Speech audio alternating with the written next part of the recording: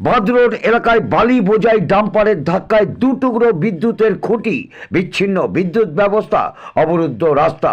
ঘটনাটি ঘটেছে শনিবার দুপুরে নবদ্বীপ পৌরসভার 1 নম্বর ওয়ার্ডের বাঁধ রোড এলাকায়। খবর পেয়ে ঘটনাস্থলে ছুটে আসেন স্থানীয় কাউন্সিলর বৃন্দাবন মণ্ডল ও বিদ্যুৎ দপ্তরের কর্মীরা।